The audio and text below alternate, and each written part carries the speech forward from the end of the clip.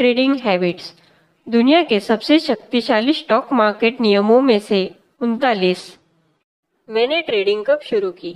अपने जीवन को पीछे मुड़कर देखता हूँ तो मुझे ऐसा समय याद नहीं जब मुझे बाजारों में कोई दिलचस्पी नहीं थी। एक किशोर के रूप में मैं कंपाउंड रिटर्न टेबल और समय के साथ बढ़ती पूंजी के जादू से रोमांचित था। इंटरनेट से पहले मुझे अखबार के स्टॉक कोड्स देखना याद है। व्यापार और बाजारों के लिए मेरा प्यार बढ़ता रहा। मैंने पिछले 20 वर्षों में निवेश और व्यापार किया है। एक सफल ट्रेडर बनने की मेरी इच्छा ने सैकड़ों व्यापारी पुस्तकों को पढ़ने और जो मैंने सीखा है उसे अमल में लाने के लिए प्रेरित किया है। क्योंकि सीखने की अवस्था इतनी कठिन थी कि मैंने नई व्यापारियों के लिए एक शॉर्टकट बनाने का फैसला किया। जब मैं शुरुआत कर रहा था तो मैं जिस तरह की जानकारी चाहता था उसका अध्ययन कर सकता था। मैंने सभी प्रमुख सिद्धांतों को संक्षेप में बताया है कि एक नए व्यापारी को आसानी से समझने योग्य प्रारूप में जानने की जरूरत है। मेरा लक्ष्य एक नए ट्रेडर को तेजी से गति प्रदान करना है और बहुत कम जोखिम के साथ सफलतापूर्वक ट्रेडिंग कराना है। मुझे आशा है कि आप मेरे साथ जुड़ेंगे क्योंकि मैं आपको दिखाऊंगा कि कैसे कम दबाव और न्यूनतम जोखिम के साथ अपनी पूंजी का निर्माण और विकास करना है। सबसे अधिक संभावना है कि यह आपके द्वारा किए जाने वाले सबसे पुरस्कृत कार्यों में से एक होगा। द पावर ऑफ हैबिट्स, सही व्यापारिक व्यवहार नियमों के रूप में शुरू होते हैं और आदतों में विकसित होते हैं। एथलेटिक्स, व्यवसाय और मनोरंजन में शीर्ष प्रदर्शन करने वाले वे हैं जो अपने द्वारा की जाने वाली प्रत्येक क्रिया पर ध्यान से विचार करते हैं। अभिजात वर्ग ने खुद को फुर्तीला होने के लिए प्रशिक्षित किया है। आदतन सही काम करना सही समय पर। उनके वर्षों के अध्ययन और अभ्यास ने उनके दिमाग और शरीर को दबाव या अनिश्चितता की परवाह किए बिना किसी हिचकिचाहट के प्रतिक्रिया करना सिखाया है। पहली बार जीतने वाली तकनीक का अध्ययन करते समय प्रक्रिया यांत्रिक और विचारशील होते हैं। ए करे फिर बी और आप संभवत सी पर पहुंचेंगे। कार्रवाई में गति यह जानने से आती है कि गहरे अवचेतन स्तर पर क्या करना है। एक बार जब आप जानते हैं कि सही कदम उठाना है तो अंतिम चरण समर्पित अभ्यास के एक नियम के लिए प्रतिबद्ध होना है। तभी आप अपने विरोधियों को मात दे पाएंगे। ट्रेडिंग में पहला कदम यह सीखना है कि लाभदायक होने के लिए आपको क्या करने की आवश्यकता है। शिक्षा आपकी पहली प्राथमिक होनी चाहिए। ट्रेडिंग शब्दावली की अपनी समझ को विकसित करना आपकी सफलता के लिए महत्वपूर्ण है। ट्रेडिंग के तरीके, trading system, trading plan, risk reward ratio, ये नए लोगों के लिए रहस्यमय लग सकते हैं।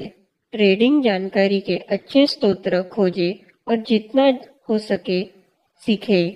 चार्ट अध्ययन के माध्यम से निरंतर सीखना, मूल्य पैटर्न का परीक्षण करना, अनुभवी व्यापारियों के साथ बातचीत करना और महान व्यापारी सामग्री पढ़ने एक नई व्यापारी की विकसित करने की सबसे अच्छी आदत है। हमेशा कल की तुलना में आज बेहतर होने पर ध्यान केंद्रित करें। अपने विरोधियों पर लाभ प्राप्त करने का दूसरा तरीका अनुशासन के साथ व्यापार करना है। अधिकांश व्यापारी अपनी भविष्यवाणियों, विचारों और भावनाओं के आधार पर व्यापार कर रहे हैं। ये सबसे खराब ट्रेडिंग सिग्नल है। इसके बजाय व्यापारी नियम विकसित करे जो आपका मार्गदर्शन करेंगे।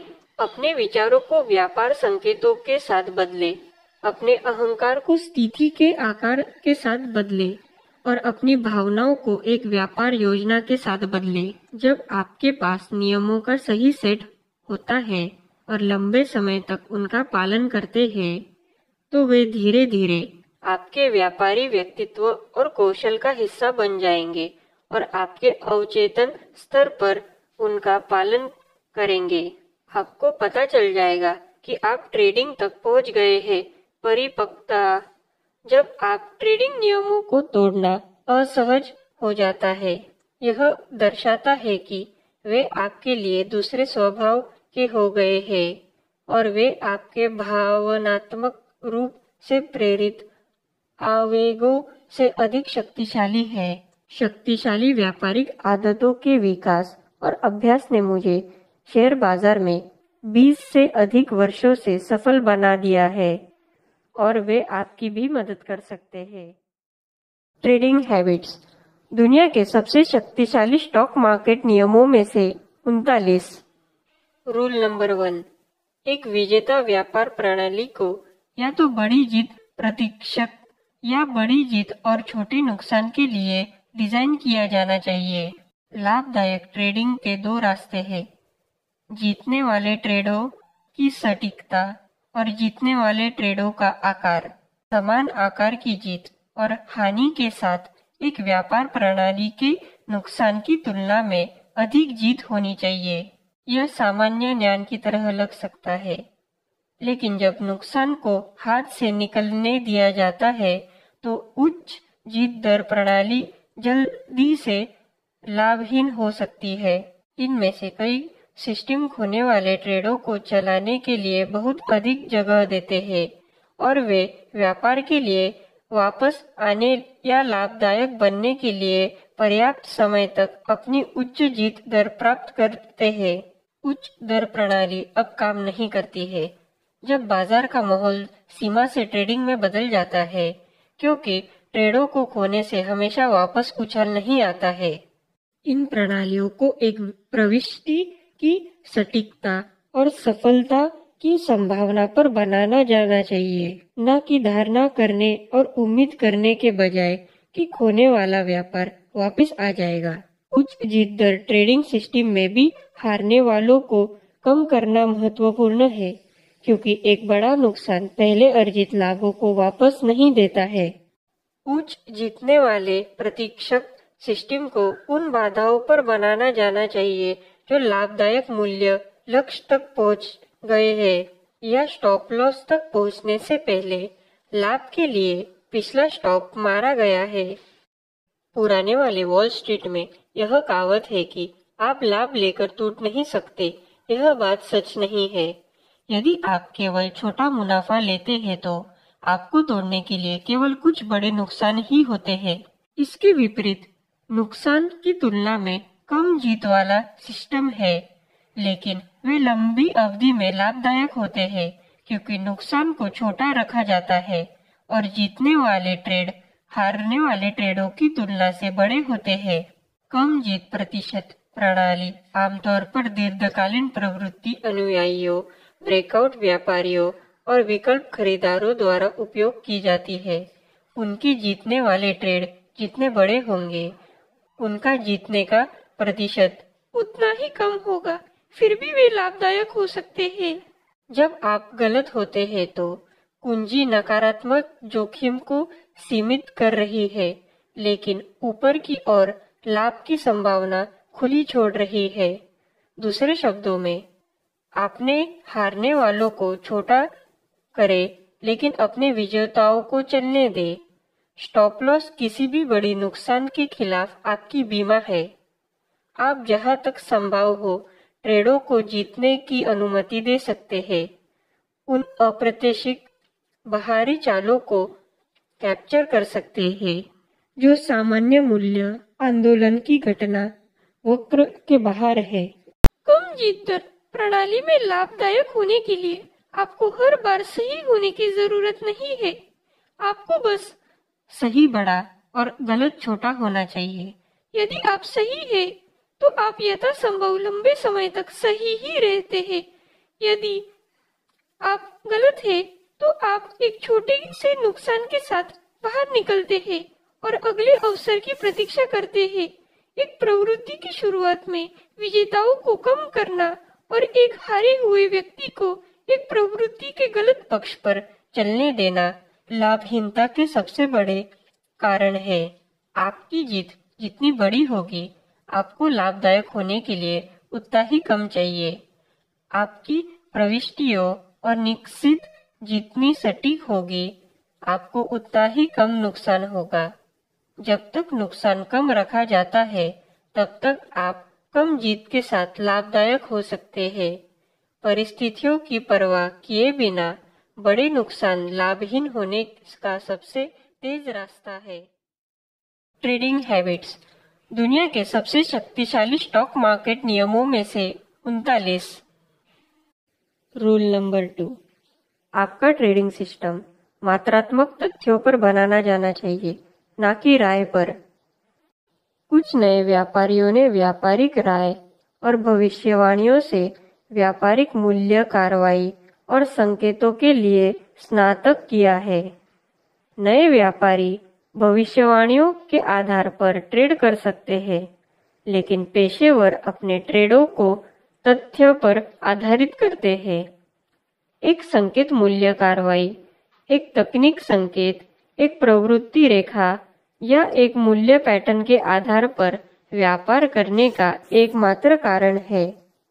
अपने लाभ के लिए बाजार के मनोविज्ञान का उपयोग करते समय भी आपको इन तकनीक रणनीतियों पर विचार करना चाहिए।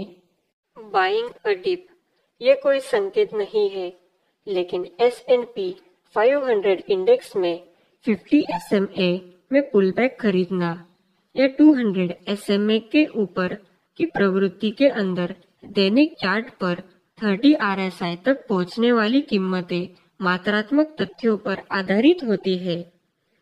सिग्नल्स को ऐतिहासिक चार्ट पर शोध किया जाना चाहिए या सिग्नल्स से व्यापारिक की प्रॉफिटेबिलिटी देखने के लिए बैकटेस्ट किया जाना चाहिए। ऐतिहासिक मूल्य पैटर्न खुद को दोहराते हैं और रुझानों और रिवर्सल को पकड़ने के लिए व्यापार योग्य संकेत बनाते हैं। अन्य प्रकार के संकेत अधिक विवेकाधीन होते हैं और शुद्ध मूल्य, कार्रवाई और मूल्य सीमाओं, ट्रेंड लाइन और चार्ट पैटर्न के ब्रेकआउट खरीदने पर भरोसा करते हैं।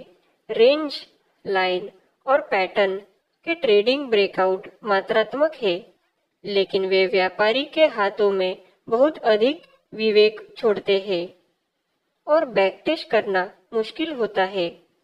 ट्रेडर्स को इस बात के अनुरूप रहना चाहिए कि वे ट्रेंड लाइन कैसे बनाते हैं, चार्ट पैटर्न की पहचान कैसे करते हैं और प्राइस एक्शन पढ़ते हैं। इसके लिए वे देखने शुरू नहीं करते जो वो देखना चाहते हैं। ब्रेकआउट ट्रेडिंग एक नई प्रवृत्ति की शुरुआत पर कब्जा करने की कोशिश कर रही है, क्योंकि कीमत पिछली ट्रेडिंग रेंज को छोड़ देती है और प्रवृत्ति में संभावित बदलाव का संकेत देती है। एक व्यापार लेने का एक कारण भी एक कुबड़, एक विश्वास, एक भावना या एक भविष्यवाणी से व्यापार करने से बेहतर है। मैं व्यक्तिगत रूप से अधिक मात्राबद्ध व्यापार संकेतों पर उपयोग करना पसंद करता हूँ, जैसे मूल्य समर्थन और प्रतिरोध स्तर, चलती स्रोत पर MACD और RSI। व्यापार में प्रवेश करने के लिए एक विशिष्ट कारण होना महत्वपूर्ण है, जो आपके पक्ष में बाधाओं को रखेगा। यह आपको एक अच्छा जीतने का प्रतिशत, जोखिम या इनाम अनुपात और आपके समय सीमा में प्रवृत्ति के दाईं ओर रहने का एक शानदार मौका देता है। मात्रात्मक संकेतों के बिना व्यापार का मतलब है कि आप बेहतर ढंग से व्यापार कर रहे हैं। अपने विवेकाधीन व्यापार को मात्रात्मक संकेतों से बदले, जो आपके व्यापार में प्रवेश करने का एक विशिष्ट कारण बताते हैं। बाजार क्या करेगा, क्या करना चाहिए या क्या नहीं कर सकता, इसके बारे में विश्वास और भविष्यवाणी एक व्यापार प्रणाली नहीं है, एक प्रशिक्षण व्यापार प्रणाली है। मात्रात्मक प्रविष्टियां और प्रॉफिटेबिलिटी का मार्ग है। Trading habits. दुनिया के सबसे शक्तिशाली स्टॉक मार्केट नियमों में से 39। Rule number 3। कम जोखिम, उच्च इनाम और उच्च संभावना वाले सेटअप की तलाश करें। ट्रेडिंग में प्रवेश करते समय आप कम संभावना चाहते हैं कि आपका स्टॉप लॉस ट्रिगर हो जाए। यदि आप एप्पल स्टॉक खरीदते हैं जब कीमत 200 SMA से 1% अधिक है और एप्पल 18 महीनों में 200 SMA से नीचे बंद नहीं हुआ है, तो एक अच्छा मौका है कि यदि आप ऐसे सेट करते हैं तो आपका स्टॉप लॉस ट्रिगर नहीं होगा। एप्पल 200 SMA के तहत बंद। यदि आपका स्टॉप लॉस हिट हो जाता है तो आपको अपने खाते के लिए कम जोखिम होना चाहिए।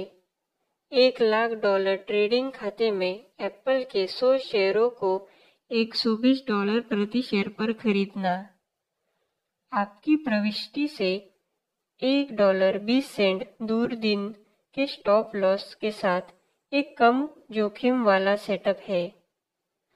बेशक यह कम जोखिम है जब तक कि अगले दिन कमाई जारी नहीं की जा रही है, जबकि आप अभी भी एक सेटअप की स्थिति को धारण कर रहे हैं। यदि आपका मूल लक्ष्य 50 दिन के SMA पर वापस 6% मूल्य रैली है या 10% तेजी से ऊपर की ओर उच्च स्तर पर है, तो यह अनुपात को पुरस्कृत करने के लिए एक बड़ा जोखिम है। प्रत्येक प्रविष्टि में 1 महीने स्टॉप लॉस स्तर होना चाहिए जिसमें ट्रिगर होने का कम जोखिम हो। आपकी पोजीशन साइज में कम जोखिम होना चाहिए ताकि एक बड़ा नुकसान की स्थिति में आप एक और दिन लड़ने के लिए जी सके। व्यापार को जोखिम के लायक बनाने के लिए आपका इनाम आपकी पूंजी से 2 या 3 गुना बड़ा होना चाहिए। यह आपको एक छोटी जीत दिला सकता है, लेकिन आपके पास वह क्षमता होनी चाहिए। व्यापार करें ताकि जब आप गलत हो तो आपका नुकसान छोटा हो। बड़े विजेता होने की संभावना वाले ट्रेडों की तलाश करें। जब ऑर्डर्स कम हो तो दर्ज करें कि इससे पहले कि आप बाहर निकलने के लिए पर्याप्त लाभदायक हो, आपका स्टॉप लॉस हिट हो जाएगा। जीतने वाले ट्रेडों को अधिकतम करने के लिए ट्रेलिंग स्टॉप लॉस का उपयोग करें। जब आपके पास कोई कारण हो तो विजेता से बाहर निकले और इसलिए नहीं कि खुले लाभ आपको परेशान करते हैं। Trading habits. दुनिया के सबसे शक्तिशाली स्टॉक मार्केट नियमों में से 39। Rule number 4। प्रश्न का उत्तर। क्या चलन है? सवाल है, आपकी समय सीमा क्या है? By Richard Weissman. शेयर बाजार या किसी भी वित्तीय बाजार में लाभ का सबसे अच्छा तरीका है आपकी अपनी समय सीमा में एक प्रवृत्ति को पकड़ लेना। अन्य तरीके भी हैं, जैसे फ्यूचर एंड ऑप्शंस को बेचकर ऑप्शन प्रीमियम बेचना या हेजिंग प्रोडक्शन। लेकिन अधिकांश बाजार सहभागी अपने स्वयं के व्यापार या निवेश की सीमा पर एक प्रवृत्ति को पकड़ने की कोशिश कर रहे हैं। बाय एंड सेल निवेशक अपने कामकाजी जीवन के दौरान शेयर बाजार के दीर्घकालीन अपट्रेंड पर दांव लगा रहे हैं। दिन के व्यापारी बाजार खुलने के समय से लेकर बंद होने तक सभी एक दिन में रुझानों को पकड़ने की कोशिश करते हैं। स्विंग व्यापारी कम खरीदना चाहते हैं और फिर इसी को बेचते हैं क्योंकि यह कुछ दिनों में उच्च प्रवृत्तियों में होता है। यह उच्च कीमत कम बेचता है और कुछ दिनों में इसे कम कीमत पर कवर करता है। शेयर बाजार या किसी भी वित्तीय बाजार में लाभ का सबसे अच्छा तरीका है आपकी अपनी समय सीमा में एक प्रवृत्ति को पकड़ लेना। अन्य तरीके भी हैं, जैसे फ्यूचर एंड ऑप्शंस को बेचकर ऑप्शन प्रीमियम बेचना या हेजिंग प्रोडक्शन। लेकिन अधिकांश बाजार सहभागी अपने स्वयं के व्यापार या निवेश की सीमा पर एक प्रवृत्ति को पकड़ने की कोशिश कर रहे हैं। बाय एंड सेल निवेशक अपने कामकाजी जीवन के दौरान शेयर बाजार के दीर्घकालीन अपट्रेंड पर दांव लगा रहे हैं। दिन के व्यापारी बाजार खुलने के समय से लेकर बंद होने तक सभी एक दिन में रुझानों को पकड़ने की कोशिश करते हैं। स्विंग व्यापारी कम खरीदना चाहते हैं और फिर इसी को बेचते हैं क्योंकि यह कुछ दिनों में उच्च प्रवृत्तियों में होता है। यह उच्च कीमत कम बेचता है और कुछ दिनों में इसे कम कीमत पर कवर करता है। मैंने पाया है कि समय सीमा जितनी लंबी होगी, प्रवृत्ति को पकड़ना उतना ही आसान होगा। दीर्घकालीन ट्रेंड अनुयायी शेयर को फिल्टर करते हैं और दैनिक साप्ताहिक चार्ट पर ट्रेंड को पकड़ते हैं और इंट्राडे शेयर से बचने का प्रयास करते हैं। विभिन्न प्रणालियां एक विशेष समय सीमा में प्रवृत्ति के वेग और अस्थिरता के आधार पर काम करेंगी। एक जोरदार ट्रेडिंग मार्केट में जो लगातार एक सप्ताह के लिए प्रत्येक दिन उच्च ऊंचाइयां और उच्च चढ़ाव बनाता है, प्रवृत्ति अनुयायियों अच्छा करते हैं। बाजार जो हफ्ते के लिए दैनिक चार्ट पर प्रतिरोध और समर्थन की एक निश्चित सीमा के अंदर रहता है, स्विंग व्यापारियों के लिए लाभदायक साबित होगा। दिन के व्यापारियों को इंट्राडे अस्थिरता पसंद है क्योंकि यह उन्हें लाभदायक होने का मौका देता है। किसी भी समय सीमा पर कोई भी व्यापार प्रणाली केवल नियमों का एक सेट है जो व्यापारी को एक प्रवृत्ति को पकड़ने की उच्च संभावना देता है।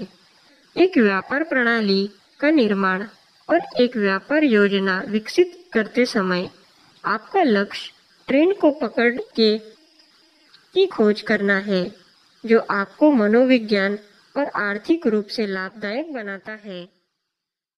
ट्रेडिंग हैबिट्स दुनिया के सबसे शक्तिशाली स्टॉक मार्केट नियमों में से 39।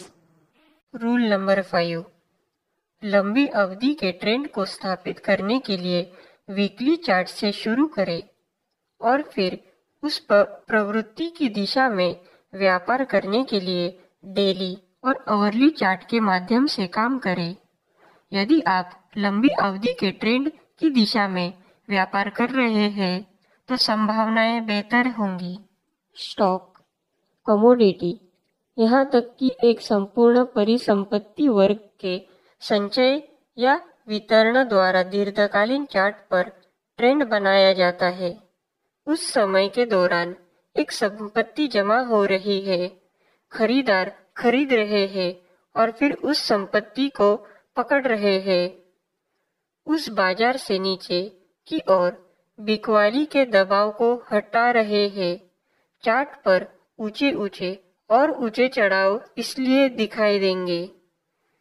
इससे खरीदने के लिए उच्च कीमत लगाते हैं क्योंकि परिसंपत्ति के मौजूदा धारक बिक्री नहीं कर रहे हैं और फिर मौजूदा मांग के लिए अपूर्णता को कम करते हुए बाजार से इन्वेंट्री को हटा दिया है।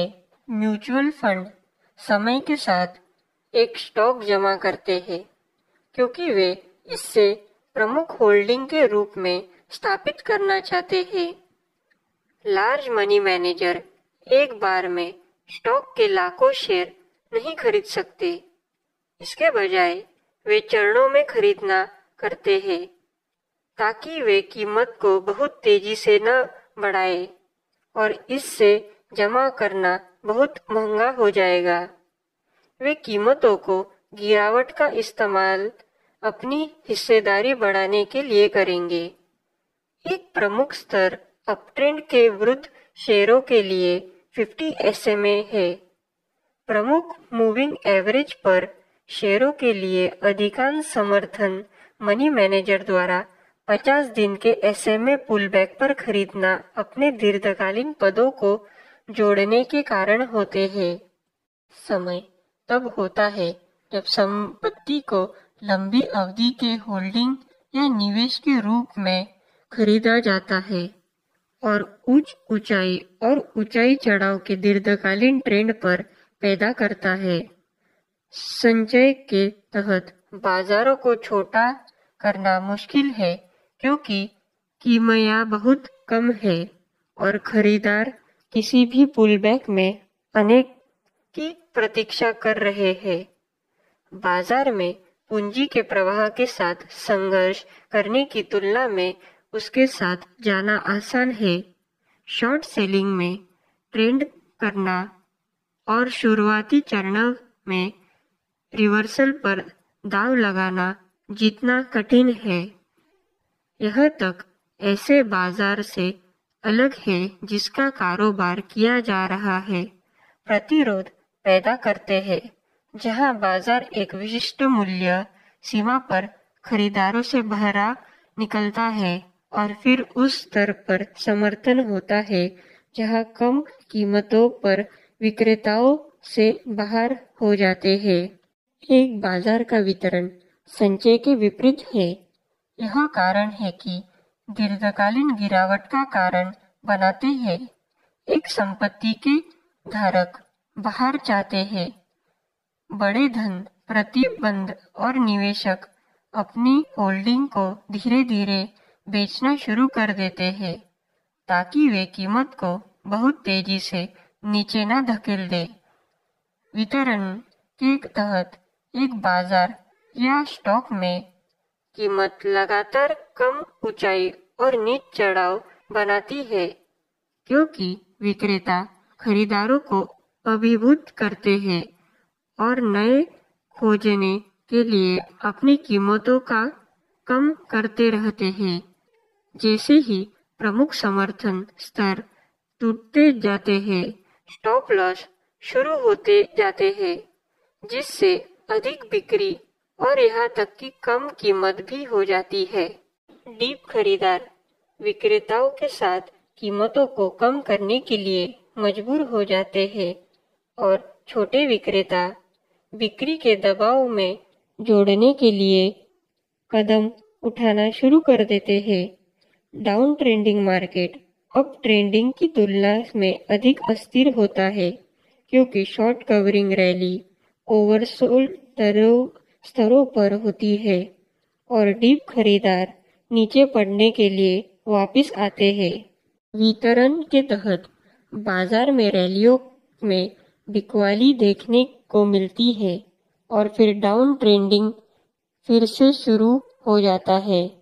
डाउन ट्रेंड में कुछ रिवर्सल्स को पिछले समर्थन स्तर पर वापस पकड़ना संभव है, लेकिन डाउन ट्रेंड के दौरान खरीदने की कोशिश करना तीव्र ट्रेडों के लिए होना चाहिए क्योंकि आप लंबी अवधि की प्रवृत्ति और बाजार से पूंजी के प्रवाह के खिलाफ जा रहे हैं। बाजार को लंबी अवधि के अप ट्रेंड के लिए संचय और लंबी अवधि के डाउन ट्रेंड के लिए वितरण की आवश्यकता होती है।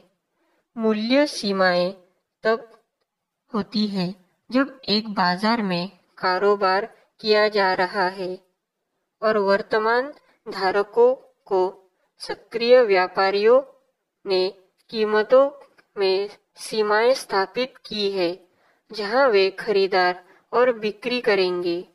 लंबी अवधि के लिए शेयर बाजार में तेजी का रुख है क्योंकि इसमें म्यूचुअल फंड के खरीदारों, सेवानिवृत्ति के खातों, कंपनी बायबैक और निवेशकों की मांग है। किसी भी बाजार में आप व्यापार करते हैं, आपको सुराग की तलाश करनी चाहिए कि क्या यह संचित या वितरित किया जा रहा है या अधिकांश प्रतिभागियों द्वारा सक्रिय रूप से कारोबार किया जा रहा है। मूल्य कार्रवाई की वास्तविकता का विरोध करने के बजाय अपनी पसंद के बाजार में यह बार पूंजी के प्रवाह के पक्ष में व्यापार करने की आदत बनाइए। ट्रेडिंग हैबिट्स दुनिया के सबसे शक्तिशाली स्टॉक मार्केट नियमों में से 39। रूल नंबर 6, जितने बार समर्थन या प्रतिरोध स्तर पर परीक्षण किया जाता है, उतना ही अधिक संभावना है कि यह टूट जाएगा। पुराना प्रतिरोध नया समर्थन बन सकता है और पुराना समर्थन नया प्रतिरोध बन सकता है। चार्ट पर मूल्य, प्रतिरोध और समर्थन का क्या कारण है? कीमत में स्मृति है। यदि कीमत एक नई ऊंच बनाती है तो उलट जाती है और कम हो जाती है। बहुत से लोग कम कीमतों पर स्टॉक रखने का फैसला करेंगे कि यदि स्टॉक उस मूल्य स्तर पर वापस आता है तो वे उसे तुरंत बेच देंगे। ये अधिकार विक्रेताओं का एक समूह बनाता है जो पुराने मूल्य की प्रतीक्षा में उनके अनेक विक्रय लक्ष्य होने की प्रतीक्षा कर रहे हैं। जब कीमत पुराने उच्च मूल्य स्तर पर वापस आती है तो ये धारा बेच देते हैं और राहत महसूस करते हैं। वे खुश हैं कि उन्होंने उच्च कीमत पर बाहर निकलने का अपना दूसरा मौका नहीं गंवाया। यह बिक्री कीमत को फिर से नीचे भेजता है। मूल्य समर्थन स्तर पर बनाने के लिए भी ऐसा ही होता है। लोगों का एक समूह $98 के लिए एक स्टॉक खरीदना चाहता है और जब कीमत $100 जैसे मूल्य स्तर पर वापस खींचती है तो वे $105 तक बढ़ जाती है। जो साथ खरीदना चाहते हैं वे पहले मौका चूक गए। निराश होकर वे यह निर्णय लेते हैं कि यदि वह वापस $100 पर आता है तो वे उस कीमत पर खरीद लेंगे। यह नए समर्थन स्तर पर अचूक खरीदना बनता है। वह अंदर आने के अवसर की प्रतीक्षा करते हैं। यह कारण है कि शेयरों के लिए प्रमुख समर्थन और प्रतिरोध स्तर बाजार सहभागियों के लिए आदि और लक्ष्य है। समर्थन और प्रतिरोध स्तर बार बार बाहर खेल सकते हैं जब तक कीमतों के लिए एक नई ट्रेडिंग रेंज में ब्रेकआउट नहीं आता है। यह बाजार जमा या वितरित होना शुरू नहीं होता। यह एक प्रवृत्ति बनाता है जो सक्रिय व्यापारियों को अभिभूत करता है और लंबी अवधि के धारक पैदा का निर्माण या वितरण करता है। लगातार उच्च या निर्माण कीमतों के एक नई प्रवृत्ति का निर्माण करता है जो सेट उच्च और निम्न की पुनः सीमा को प्रतिस्थापित करते हैं। जब एक ट्रेडिंग रेंज का ब्रेकआउट होता है और बड़े विस्तर या संचायक एक बाजार पर कब्जा कर लेते हैं तो वे इस प्रवृत्ति का कारण बनते हैं, लेकिन सीधे ऊपर या नीचे नहीं जाते हैं। बाजार में अभी अभी एक दिशा में आगे बढ़ने का एक नया पैटर्न है, फिर आपूर्ति और मांग को पूरा करने और पीछा हटना। यदि किसी स्टॉक का $105 का प्रतिरोध स्तर पुराना था और यह अचानक $108 तक टूट जाता है तो संभावना अच्छी है कि यह कम से कम एक बार फिर से $105 पर वापस आएगा। यह उस समय कीमत पर खरीद पाएंगे जो $105 से अधिक का ब्रेकआउट खरीदना चाहते थे, लेकिन वे मूल अवसर से चूक गए। दूसरे मौके को देखते हुए वे $105 के ब्रेकआउट स्तर पर एक पुलबैक खरीदेंगे। जब वे ऐसा करते हैं तो वे यह समर्थन बनाता है, इसलिए पुराना प्रतिरोध एक अपट्रेंड में नए समर्थन बना जाता है। मोमेंटम और ट्रेंड ट्रेडर जो शुरुआती ब्रेकआउट से चूक गए थे, एक नए ट्रेड पर सवार होने के अवसर के लिए पहला पुलबैक खरीदते हैं। एक नए उच्च व्यापार में श्रेणी पुराना समर्थन उस तरह काम करता है, क्योंकि आधार एक स्थिति में फंस जाता है क्योंकि पुराना समर्थन स्तर खो जाता है। वे तय करते हैं कि अगर एक और मौका दिया जाता है तो वे बाहर निकल जाएंगे। यदि कीमत पुराने समर्थन पर वापस आती है, यह बिकवाली का दबाव बनाता है, क्योंकि पैसे गंवाने वाले स्टॉक के आधार कीमत के पुराने समर्थन स्तर पर वापस आने पर बाहर निकलने के लिए एक रैली की तलाश में है। जितनी बार प्रतिरोध और समर्थन का परीक्षण किया जाता है, उतनी ही अधिक संभावना है कि वे एक प्रवृत्ति में टूट जाएंगे, क्योंकि बाजार स्टॉक के मौजूदा धारकों के माध्यम से काम करता है और नए लोग स्टॉक में प्रवेश करते हैं। पुराने समर्थन और प्रतिरोध स्तर की पहचान करने की आदत बनाएं और जब तक वे एक सीमाबद्ध बाजार में है तब तक उनका व्यापार करें, फिर एक ब्रेकआउट व्यापार को देखें। Trading habits. दुनिया के सबसे शक्तिशाली स्टॉक मार्केट नियमों में से 39। Rule number 7। मूविंग एवरेज प्रवृत्तियों को माप सकते हैं और प्रविष्टियों, निकास और पिछली स्टॉप के लिए सिग्नल बना सकते हैं। चार्ट पर मूविंग एवरेज किसी भी समय सीमा के किसी प्रवृत्ति की दिशा को मापने का सबसे तेज तरीका है। मूविंग एवरेज एक प्रवृत्ति में मूल्य क्रिया को सुरूज करता है और दिखाता है कि किसी भी समय सीमा में औसत मूल्य का कौन सा पक्ष है। मूविंग एवरेज की ढलान और दिशा मूल्य कार्रवाई की दिशा और शक्ति को दर्शाता है। अगर कीमत वर्तमान में 5 दिन की चलती औसत से ऊपर है, तो एक व्यापारी जानता है कि कीमत 5 दिन की समय सीमा में अधिक हो रही है। एक प्रवृत्ति की पहचान करने का सबसे आसान तरीका है कि अप ट्रेंड को उच्च ऊंचा और ऊंचा चढ़ाव के रूप में देखा जाए और डाउन ट्रेंड को निम्न उच्च और निम्न चढ़ाव के रूप में देखा जाए। किसी भी प्रवृत्ति को पहचान करने का एक तीव्र तरीका है कि आप अपने ट्रेड समय सीमा में मूल्य कार्रवाई बनाम चलती औसत को देखें। प्रमुख मूविंग एवरेज से ऊपर कीमत एक अप ट्रेंड दिखाती है और इसके नीचे की कीमत एक डाउन ट्रेंड दिखाती है। मैं प्रवृत्ति रेखाओं को मूल्य पैटर्न पर प्रवृत्ति की पहचान के लिए चलती औसत का उपयोग करना पसंद करता हूँ, क्योंकि वे 100% मात्रात्मक है। एक चलती औसत गणित है।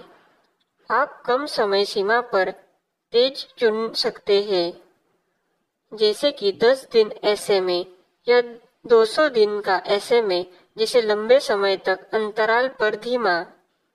आपके पास एक ऐसे हो सकते हैं जो एक घातीय चलती औसत का उपयोग करने के नई कीमतों को आधार वजन देकर तेजी से बदलते हैं, या एक SMA के साथ एक समय अवधि में कीमतों का औसत है। जबकि मूविंग एवरेज सिग्नल की पवित्रता कब्र नहीं है। वे आपके ट्रेडिंग सिस्टम में बहुत महत्वपूर्ण भूमिका निभा सकते हैं। व्यापार संकेतों के रूप में उपयोग किए जाने वाले ऐतिहासिक डेटा पर उनका बैकटेस्ट किया जा सकता है। यह ऐतिहासिक चार्ट पर उपयोग किया जा सकता है ताकि यह अध्ययन किया जा सके कि उनके आसपास मूल्य कैसे प्रतिक्रिया करते हैं। मूविंग एवरेज का इस्तेमाल जोड़े में एंट्री और एग्जिट सिग्नल बनाने के लिए भी किया जा सकता है। जब short term moving average long term को पार कर जाता है, मूविंग एवरेज का उपयोग एंट्री सिग्नल के रूप में किया जा सकता है। जब कीमत उनके ऊपर टूट जाती है या जब कीमत उनके नीचे टूट जाती है तो नुकसान को रोक दिया जाता है। जब आप जीतने वाले ट्रेड को चलने देते हैं तो उनका उपयोग ट्रेलिंग स्टॉप लॉस के रूप में किया जा सकता है और वे ट्रेडिंग आइडेंटिफिकेशन टूल है जो अन्य तकनीकी संकेतों के साथ संयुक्त होने पर सबसे अच्छा काम करते हैं। मूविंग एवरेज ज्यादातर लोगों की राय को मात दे सकते हैं क्योंकि वे भविष्यवाणी के बजाय मूल्य कार्रवाई का पालन करते हैं। मुझे पता है कि सभी बेहतरीन व्यापारियों के पास चलती औसत के लिए व्यापारिक नियम है और उन्हें अपने व्यापार प्रणाली में कुछ हद तक उपयोग करते हैं। मैं आपसे पूर्वज तरीके से आग्रह करता हूँ कि आप मूविंग एवरेज सिस्टम का अध्ययन करें, की आदत डाल लें, उनका बैक टेस्ट करें और उन्हें अपने पर इस्तेमाल करें। आप जिस बाजार में व्यापार कर रहे हैं उसमें क्या हो रहा है यह देखने के लिए चार्ट देखें। मूविंग एवरेज के बारे में जानने के लिए और भी बहुत कुछ है, लेकिन मैं यह अधिक विस्तार में नहीं जानूंगा क्योंकि मैंने इन संकेतों को समर्पित एक और किताब लिखी है और उस किताब का नाम है moving average 101 incredible signal that will make you money in the stock market. Trading habits. दुनिया के सबसे शक्तिशाली स्टॉक मार्केट नियमों में से 39। रूल नंबर 8, बुल मार्केट का कोई दीर्घकालीन प्रतिरोध नहीं है और भालू बाजारों का कोई दीर्घकालीन समर्थन नहीं है। कई विक्रेता और कमजोर हाथ एक लंबी अवधि में निचले स्तर का अनुभव करने के बाद एक मंदी के बाजार से घुल जाते हैं। एक भालू बाजार में कीमतों में 20% की गिरावट के दौरान प्रमुख समर्थन स्तर बार बार खो जाता है। स्टॉप लॉस शुरू हो जाते हैं, रैलियों को बेचा जाता है और डर धीरे धीरे पकड़ लेता है क्योंकि लोग अपने खातों से पैसे गायब होते देखते हैं। जब लोग अपनी धारिता से बाहर ढेर हो जाते हैं तो निम्न ऊंचा और निचला चढ़ाव पहचानने योग्य दीर्घकालीन पैटर्न होते हैं। एक डाउन ट्रेंडिंग बाजार सबसे अधिक धारकों को हिलाकर रखने का सबसे अच्छा तरीका है और कीमतों को स्थिर करने का अवसर स्थापित करता है। एक ट्रेंड बैक अप शुरू करने से डाउन ट्रेंडिंग के अंतिम बहुत अधिक बिक्री दबाव कम हो जाते हैं। बाजार में सुधार और भालू बाजारों के दौरान मूल्य कार्रवाई के साथ बड़ा बदलाव यह है कि डिप्स खरीदना बंद हो जाता है। खरीदारों के कारण बाउंस किए बिना उन्हें कीमत में और गिरावट के साथ बदल दिया जाता है। प्रमुख समर्थन स्तर खरीदना कम नहीं करता है क्योंकि समर्थन पकड़ने में नहीं आता है और इसके बजाय मूल्य सीमाओं के ब्रेकआउट नकारात्मक पक्ष में होते हैं। भालू बाजारों में ताकत कम बचने के लिए बाधाएं आपके पक्ष में है, इसलिए आप बाजार से बाहर पूंजी के ट्रेंड और प्रवाह के दाएं और बने रहे। एक मंदी का स्टॉक मार्केट आमतौर पर अल्पकालिक होता है पर 1 या 2 साल तक चलता है। कीमतों में गिरावट के बाद मुनाफे में ताला लगाने के लिए शॉर्ट्स कवरिंग रैलियों के कारण भालू बाजारों में बड़ी रैलियां होती है, फिर नीचे पकड़ द्वारा उनका पीछा किया जाता है। एक भालू बाजार का अंत तब होता है जब बिक्री अंत में समाप्त हो जाती है। कई लंबी अवधि की स्थिति धारक जहां पर छोड़ दिए गए हैं और डुबकी खरीदना नए धारकों में से अधिकांश बन गए हैं, जो बहुत कम कीमतों पर प्राप्त हुए। इन नए धारकों को उनके नए पदों से रोकने के लिए कम उपयुक्त है। यह एक नए तल का निर्माण है जो धारणा करता है। बुल या भालू बाजारों में बड़ा ट्रेंड पर मूल्य समेकन के समय के बाद होता है। कीमतें स्थिर होती है और अंदर व्यापार करने के लिए नई रेंज ढूंढती है। समर्थन और प्रतिरोध का फिर से अर्थ होना शुरू हो जाता है और बाजार पूरी तरह से बगल में जाने लगता है। स्टॉक मार्केट इंडेक्स में ना तो बड़ा रिटर्न और ना ही नुकसान। यह अनिश्चितता का समय है। व्यापारियों को, निवेशकों को यह नहीं पता है कि आखिर ट्रेंड खत्म हो गया है या फिर एक नए ट्रेंड की शुरुआत हो गई है। यह एक ऐसा बाजार है जिसका ट्रेंड बनाने के लिए संचय या वितरण के बिना आगे और पीछे कारोबार किया जाता है। बुल मार्केट की प्राथमिक विशेषता बार बार नई ऊंचाई पर पहुंचने की क्षमता है।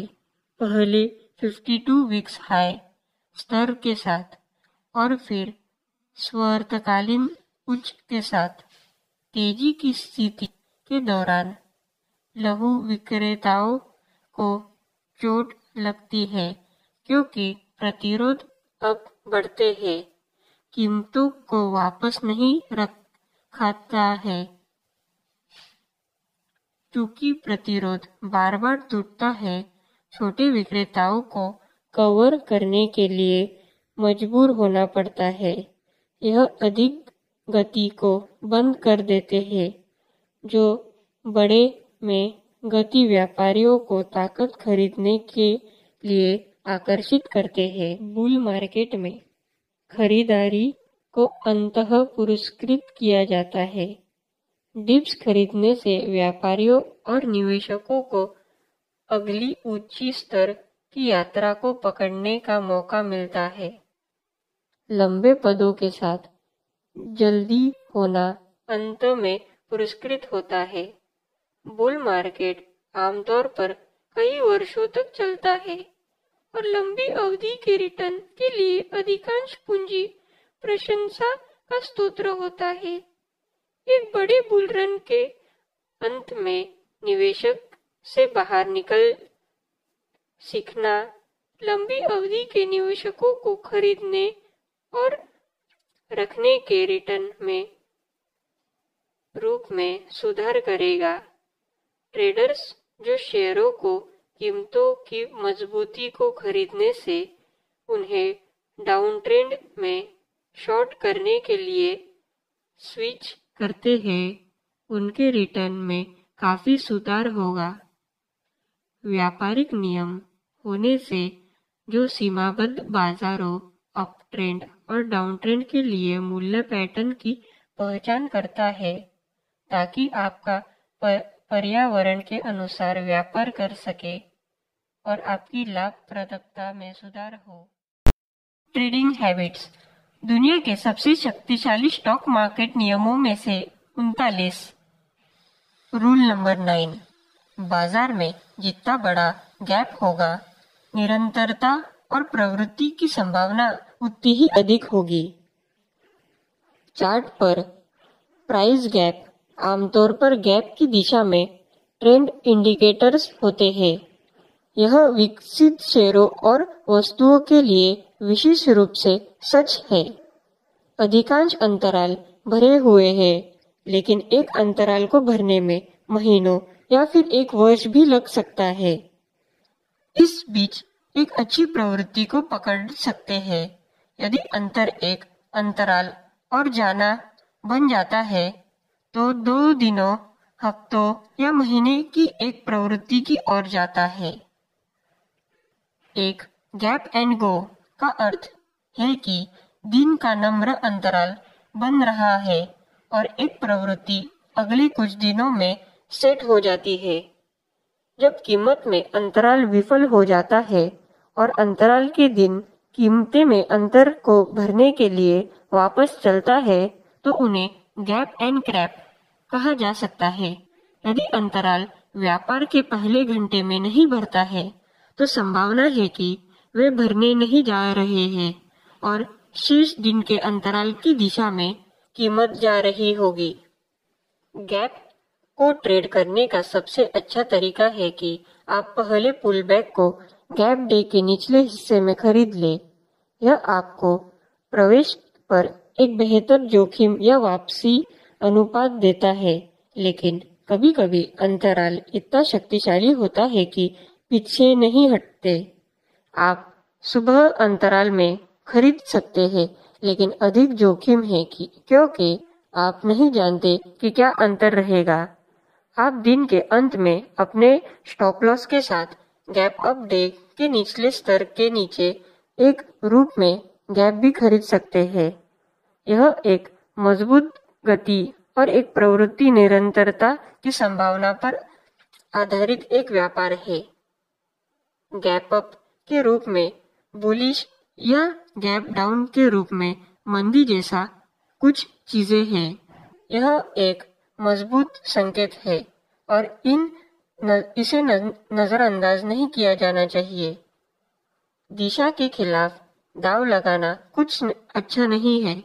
ध्यान रखें कि खुले में अंतराल ने बोली की पूरी श्रृंखला को पार कर लिया है और कीमतों की एक पूरी श्रृंखला की मांग करता है। यह सुनना महत्वपूर्ण है कि यह आपको क्या बता रहा है। गैप एंड गो के स्थान पर भी विचार किया जाना चाहिए।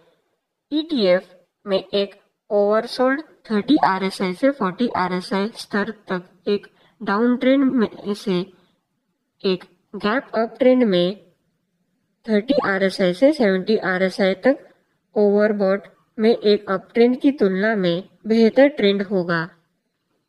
RSI आमतौर पर 30 ओवरसोल्ड के निचले स्तरों से लेकर 70 ओवरबॉट के उच्च स्तरों तक होता है। एक ग्रोथ स्टॉक 200 मूविंग एवरेज से नीचे जा रहा है। संभावित रूप से खरीदारों को इनका समर्थन करने के लिए मिल जाएगा क्योंकि बिक्री अधिक हो गई है। एक लंबी प्रवृत्ति में देर से अंतराल एक प्रवृत्ति के अंत का संकेत दे सकता है। इन्हें थकावट के अंतराल कहा जाता है और आमतौर पर बड़ी मात्रा में होता है, जिससे दिन का अंत होता है। शुरुआती कीमत या दिन के उच्च से कम। कमोडिटी और ग्रोथ स्टॉक इंडेक्स या बिग कैप स्टॉक की तुलना में अधिक आगे बढ़ सकते हैं और ट्रेड कर सकते हैं। इसलिए ट्रेडिंग प्रकार के बाजारों में अंतराल का और भी अधिक सम्मान किया जाना चाहिए। व्यापारी के पास उनकी निगरानी सूची में बाजारों में व्यापार निरंतराल के बारे में ठोस नियम होने चाहिए। व्यापार निरंतराल के लिए एक सफल तरीका खोजना बहुत लाभदायक हो सकता है। Trading habits.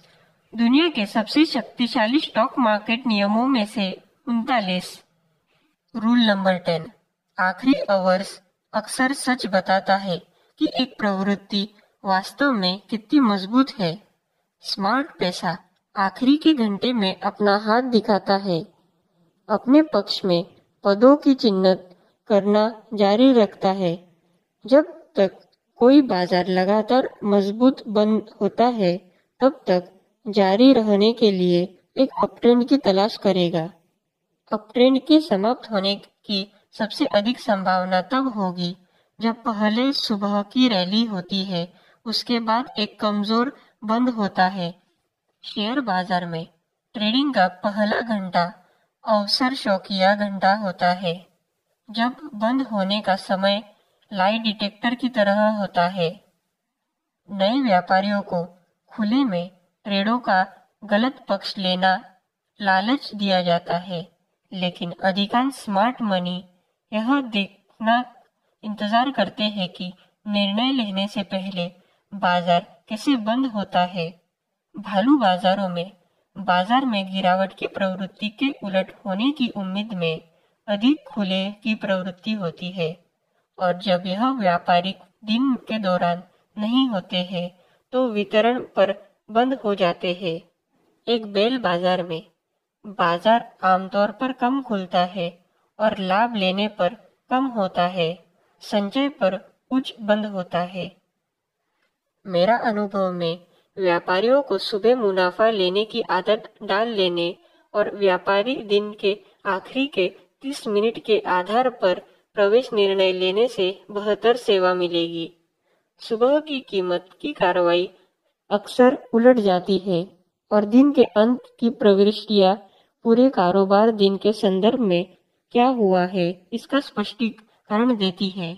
दिन के अंत का व्यापार मनोवैज्ञानिक रूप से भी बेहतर है, क्योंकि आप दिन के व्यापारियों के इंट्राडे शेयर और इससे जूझ रहे चालित एल्गोरिदम से बचते हैं। आपको बाजार में बड़े धन प्रबंधन को दीर्घकालीन संचय और वितरण का बेहतर परीक्षण मिलता है। दिन के अंत का कारोबार वह प्राथमिक तरीका था जिसका इस्तेमाल निकोलस दरवाज एंड थॉमस ने अपनी संपत्ति बनाने के लिए किया था।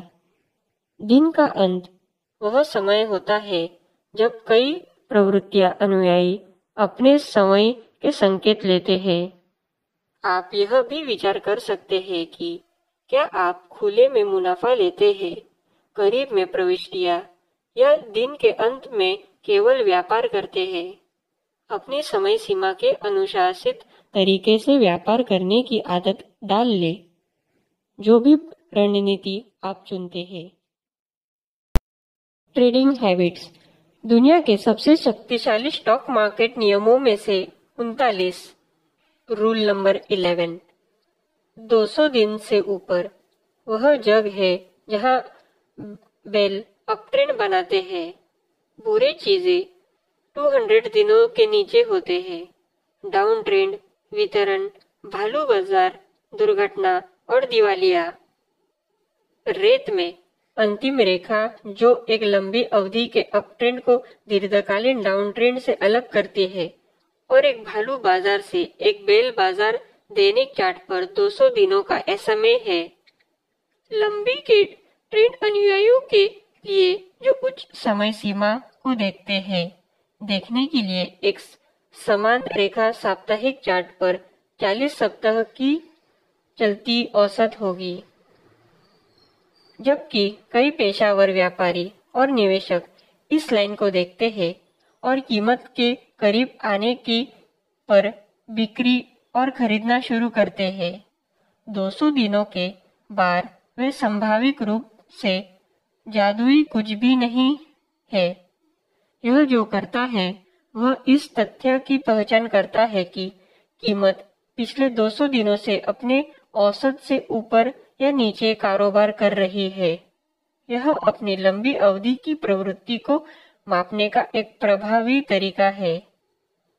एक बाजार के लिए एक भालू बाजार या मंदी या दुर्घटना में 20% की गिरावट के लिए यह आमतौर पर पहले अपने 200 दिवसीय चलती औसत के माध्यम से गिर जाएगा। 200 दिन एक ट्रेंड ट्रेडर का पहला चेतावनी संकेत है कि ट्रेंड बदल गया है। खरीदार और पकड़ निवेशक व्यापारी पूंजी में अपना डाउन ट्रेंड को कम कर सकते हैं यदि वे इस रेखा के नीचे कीमत बंद होने पर अपनी लंबी स्थिति से बाहर निकलते हैं। जब कीमत 200 दिनों से नीचे बंद हो जाती है और इस लाइन पर रैली और बंद होने में विफल रहती है तो ट्रेडर्स शॉर्ट सेलिंग ट्रेडों की तलाश करते हैं। अपनी ट्रेडिंग जीत दर में सुधार कर सकते हैं।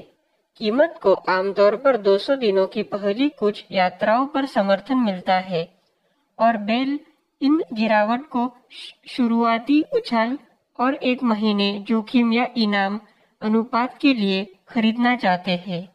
एक युवक बुल मार्केट में यह आमतौर पर शुरुआती सपोर्ट लाइन होती है। बाद में एक बुल मार्केट में जब 200 दिन का नुकसान होता है तो कीमत इस लाइन पर वापस रैली करेगी।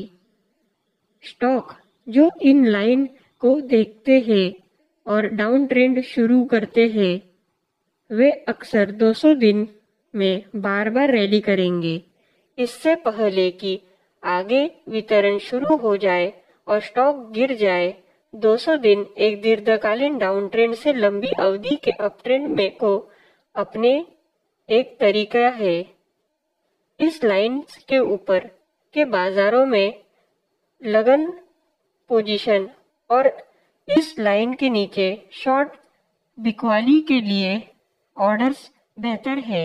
200 दिनों का एक ट्रेंड सिस्टम फिल्टर के रूप में इस्तेमाल किया जा सकता है, जो एंट्री सिग्नल लेने से पहले और एक काफियार के रूप में कार्य करता है।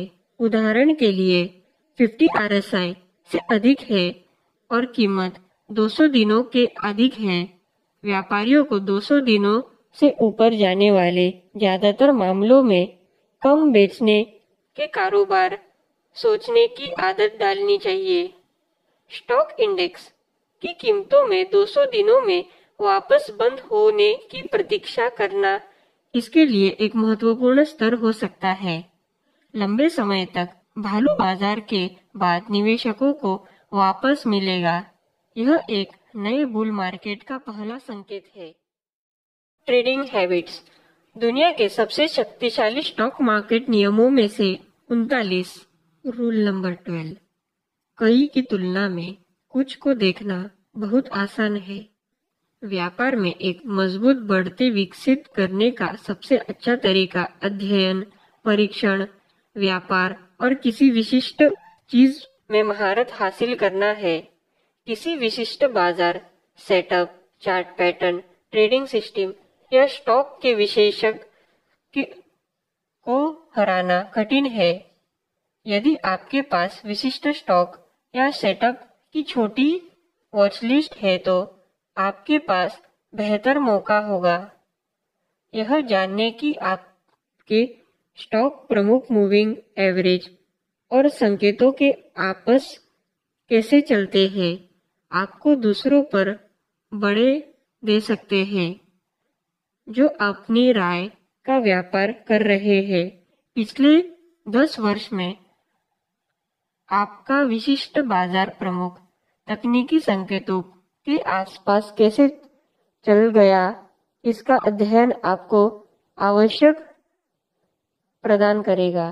कई बाजारों में मूल्य कार्रवाई के व्यापार के लिए एक मजबूत प्रणाली विकसित करना, यह केवल आपके द्वारा खोजे जा रहा प्रवेश संकेतों और पैटर्न को खोजने की बात है, जो आपको अधिक ट्रेडिंग विकल्प देगा।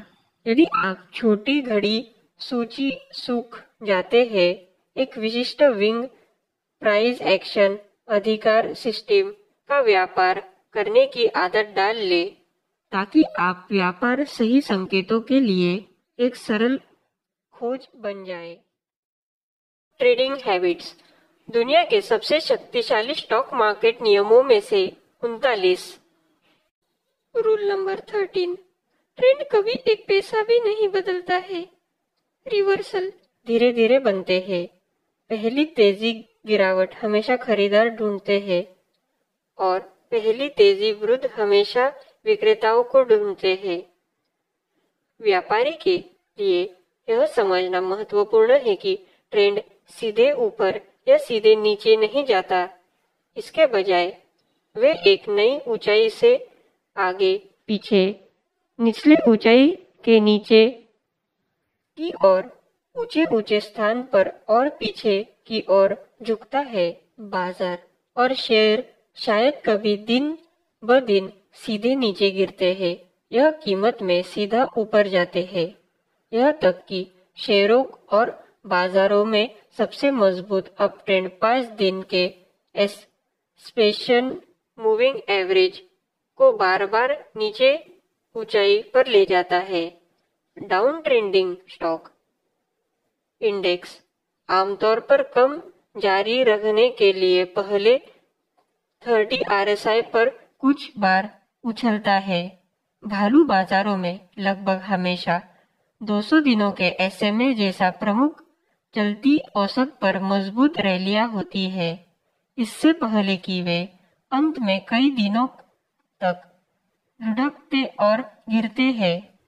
अपने दैनिक व्यापार से पीछे हटने और दैनिक चार्ट पर लंबी अवधि की प्रवृत्ति का परीक्षण प्राप्त करना महत्वपूर्ण है। इससे पहले कि आप बड़े बाजार की प्रवृत्ति के एक टुकड़े को पकड़ने में सक्षम हो, आपको प्रवेश करने के लिए अच्छा प्रमुख मूल्य स्तरों को ढूंढना होगा जहां आप अपने स्टॉक को हिट ना कर सके। स्टॉक इंडेक्स में डाउन ट्रेंड 30 RSI के पास उछलते हैं, जबकि अप ट्रेंड 70 RSI के पास रुक जाते हैं। SMD तकनीकी संकेत प्रवृत्ति में बदलाव को मापने का प्रयास करते हैं और एक नए शॉर्ट टर्म ट्रेड की शुरुआत में संभावित प्रविष्टियों का संकेत देते हैं। एक व्यापारी यह तय कर सकता है कि वे अपने चुने हुए समय सीमा में कितना ट्रेंड हासिल करने की कोशिश करना चाहते हैं और एक प्रवृत्ति के आधार पर कब्जा करने के लिए वे कितना लाभ देने के लिए तैयार है। व्यापारों के कीमतों में उतार चढ़ाव के रूप में ट्रेंड को पकड़ने के तरीके खोजने की आदत डालनी चाहिए और फिर प्राथमिक बाजार की दिशा में जारी रहने चाहिए। सिस्टम के विकास के दौरान शेयर को छानने और एक प्रवृत्ति को पकड़ने की क्षमता एक व्यापारी की प्राथमिक जिम्मेदारी है।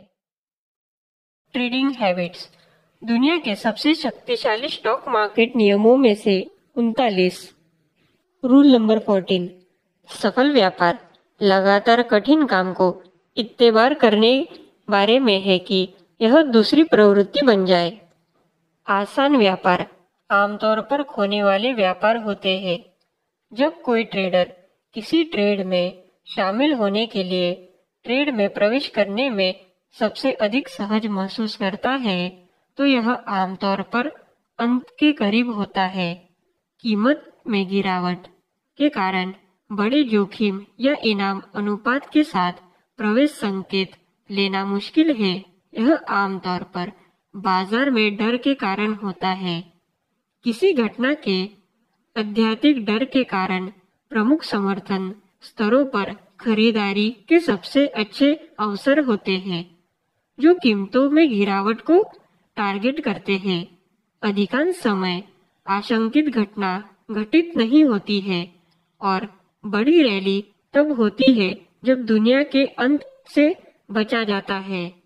व्यापारी और निवेशक अक्सर कहते हैं कि वे एक प्रमुख समर्थन स्तर या बड़े पुलबैक खरीदना चाहते हैं और यह तक कि एक विशिष्ट मूल्य लक्ष्य भी है, लेकिन अक्सर बाजार की आशंकाओं के कारण पुलबैक और डीप होते हैं। संभावित डीप खरीदना डर से इतना भयम हो जाता है कि वे अपने वांछित प्रवेश संकेत नहीं ले सकते क्योंकि उनकी भावनाएं हावी हो जाती है। अधिकतम खरीदार के अक्सर इन झूठे आकांक्षाओं की ऊंचाई पर होते हैं कि जिनका भविष्य की कीमत पर वास्तविक में बहुत कम आधार होता है। बेशक डर अपने आप में एक संकेत नहीं है। डर वह है जो ट्रेडिंग सिग्नल बनाता है, क्योंकि कीमत अत्यधिक ओवरसोल्ड स्तर, प्रमुख दीर्घकालीन चलती औसत और पुराने मूल्य समर्थन क्षेत्रों तक पहुंच जाती है। एक और कठिन प्रविष्टि यह है कि मूल्य सीमा से बाहर नई ऊंचाइयों पर ब्रेकआउट खरीदना है। प्रतिरोध पर प्रारंभिक ब्रेकआउट ऐसा महसूस करेंगे कि आप बहुत अधिक खरीद रहे हैं, पीछा कर रहे हैं या डर से खरीद रहे हैं। नए ऑल टाइम हाई तक यह ट्रेंड नए मूल्य स्तर पर ब्रेकआउट के बाद ही हो सकता है। मोमेंटम ट्रेडर्स और ट्रेड फॉलोअर्स के सबसे अच्छे ट्रेड आमतौर पर वे हैं जो एक नए मूल्य क्षेत्र में शुरुआती ब्रेकआउट में दर्ज किए जाते हैं और फिर हफ्तों और महीनों में दिनों, हफ्ते या महीनों के लिए उच्च या निम्न स्तर पर ट्रेड करते हैं। व्यापार करने में दो सबसे लाभदायक तरीके हैं। अत्यधिक चढ़ाव खरीदना जो निराधार आशंकाओं के कारण है, या एक बड़ा ट्रेंड की शुरुआत में ब्रेकआउट या गति खरीदना। इससे बड़ा मुनाफा की सवारी करना है। दोनों करना मुश्किल है क्योंकि एक व्यापारी को अपने डर को दूर करना होगा। एक व्यापारी को लाभदायक बनने वाली सभी चीजें करना मुश्किल होती है। प्रारंभिक ताकत, छोटी प्रारंभिक कमजोरी खरीदे, ब्रेकआउट खरीदे, ब्रेकडाउन को कम बेचे और एक विजेता को ट्रेलिंग स्टॉप लॉस के साथ चलने दे। एक हारे हुए को कम करें और जब आप जो तब स्वीकार कर लेते हैं। वित्तीय बाजार काउंटर सहज ज्ञान युक्त हो सकता है क्योंकि जब चीजें सबसे स्पष्ट प्रतीत होती है तो आमतौर पर अवसर भी चूक होता है। अवसर निश्चितता की स्थिति में मौजूद होता है जब बहुत यह देखने के लिए इंतजार कर रहा है कि क्या होगा और कीमत आगे कहाँ जाएगी। कीमत आमतौर पर उस दिशा में जाएगी जो बहुत के लिए सबसे अधिक वित्तीय और भावनात्मक दर्द का कारण बनता है, क्योंकि बहुमत आमतौर पर लंबी अवधि में गलत होते हैं। Trading habits. दुनिया के सबसे शक्तिशाली स्टॉक मार्केट नियमों में से 39 रूल नंबर 15। सबसे अच्छे ट्रेड लगभग तुरंत काम करते हैं। सबसे अच्छे ट्रेड वे हैं जो आपके एंट्री सिग्नल मापदंडों के अनुकूल होते हैं और एक मूल्य स्तर पर स्टॉप लॉस होता है जो व्यापार के सफल होने से पहले हिट होने की संभावना नहीं होती है। जब आपके पोजीशन का आकार सेट किया जाता है ताकि स्टॉप लॉस प्लेसमेंट आपके संभावित नुकसान के आकार की सीमा कर दे, तो यह गेट के बाहर एक अच्छा व्यापार है।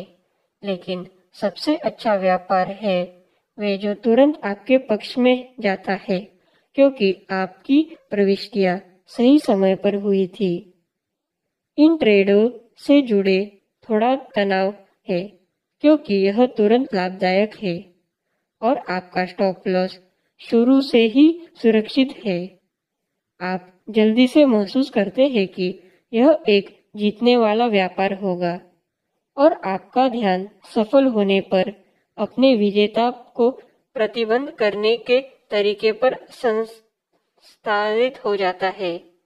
आपका समय और ऊर्जा इस बात पर खर्च की जाएगी कि आप मुनाफे को लॉक करने के लिए ट्रेड कैसे और कब बाहर निकले।